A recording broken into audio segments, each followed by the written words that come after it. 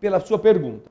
O Flávio de Belo Horizonte diz: no mundo espiritual existe a barreira das línguas para os espíritos se comunicarem?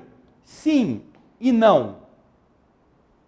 Depende do grau de evolução e do nível vibratório em que os espíritos estão. Nos ambientes inferiores, próximos da Terra, continua valendo a hora planetária, o espaço chamado de espaço das nações. Os espíritos que desencarnam e estão ainda neste nível evolutivo, carregam consigo os resquícios das encarnações que eles tiveram e têm a mente ainda presas aos signos que eles viveram na Terra. Neste processo, eles têm que passar por situações, às vezes, de conflitos até de entendimento. E há espíritos incumbidos de dirimir estes conflitos. Nas próprias obras de André Luiz nós encontramos explicações a esse respeito. Há um período em que está acontecendo a Segunda Guerra Mundial. E os espíritos estão tratando de trasladar do plano vibratório da Europa para as terras americanas, onde a paz está mais consolidada, grupos de entidades que foram assassinadas no conflito, para que o psiquismo de ódio que elas estariam nutrindo não tornasse ainda mais cruel o conflito armado. E André Luiz descreve que em grupos de 50, eles são colocados em transportadores com um enfermeiro bilíngue, que fala a língua daquele grupo e também fala a língua da nação para onde ele está sendo levado espiritualmente. Porque aqueles espíritos não estão com a mente limpa para poderem se expressar pelo pensamento. Eles estão vinculados aos signos da linguagem, aos signos da civilização que eles habitaram. Agora, outros níveis evolutivos, espíritos em outros padrões, já conseguiram vencer essa barreira.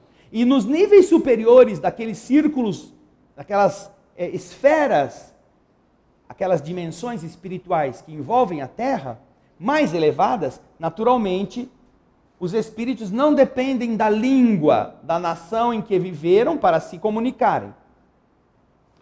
Isto é uma deficiência do padrão evolutivo de cada entidade. Não é uma necessidade que o espírito tem de passar por isso.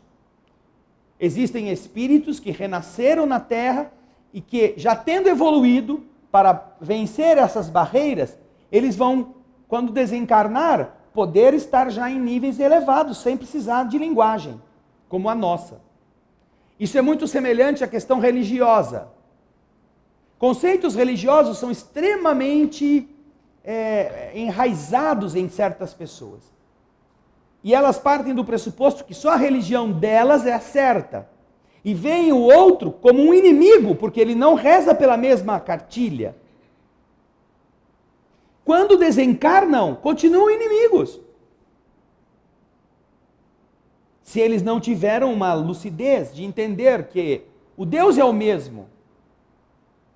Os conceitos superiores são iguais em todas as crenças.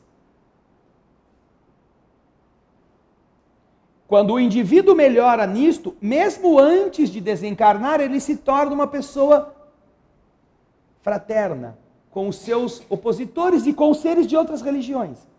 Não deseja convertê-los, aprende a respeitá-los, partilha com eles.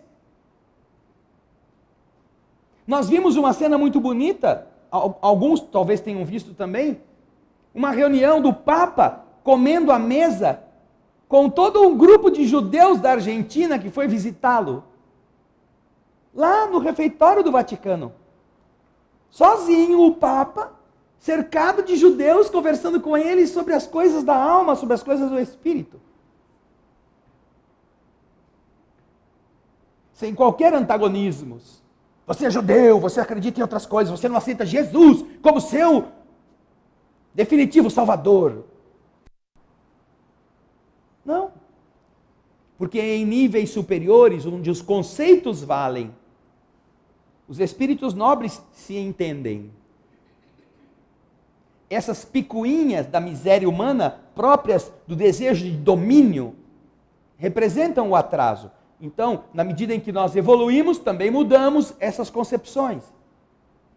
E é isso que é bonito, por exemplo, quando nós recebemos informações de várias pessoas que têm mediunidade de evidência, que aqui na casa espírita, na nossa, e como em qualquer outra, existem espíritos japoneses, budistas, muçulmanos, existem espíritos evangélicos, que trabalham aqui, sem falar das freiras, dos padres, além dos médicos, dos espíritos espíritas, que trabalham todos aqui, às vezes usando até as vestes que eles tinham nas suas crenças. Porque quando chega alguém do lado de lá, que acabou de desencarnar como evangélico, e achava que o espiritismo era coisa do capeta, como é que eles podem trazer o cara no centro espírita? Manda lá um espírito ir lá buscá-lo. Mas esse cara é um capeta disfarçado de espírito. Não, eles precisam de um evangélico. Então o evangélico chega lá com a Bíblia, qual que é o terninho dele. Meu irmão, venha comigo, nós vamos lá para o culto. Ai, o senhor é pastor? Sim, senhor. Eu vim aqui te receber em nome do nosso Senhor. Está em Isaías que a alma não morre. Então, agora eu encontrei o pastor traz ele para o centro espírita. E aí ele não fica nervoso. E assim, não para convertê-lo ao espiritismo, não, mas para ele receber, no plano espiritual, a casa espírita é um hospital. É um abrigo, é um pouso. Para ele receber um pouco de paz, para ele sentir o alívio que Deus oferece para todos indistintamente. Então, nós observamos como no plano espiritual as coisas funcionam de forma muito mais fácil, muito mais bonita. E um dia nós entenderemos isso, quando nossa mente estiver mais aberta. Agora, no que diz respeito à pergunta do Flávio de Belo Horizonte, existem níveis vibratórios, dimensões vibratórias que estão girando juntamente com a esfera terrena, sujeita ao dia, à noite, sujeita à linguagem, ao modo de pensar, aos padrões da cultura daqueles grupos civilizatórios. Existe sim, mas existem outros que já estão acima disto, que já não compartilham desses mesmos problemas, tá bom? Obrigado, Flávio. Um grande abraço para você.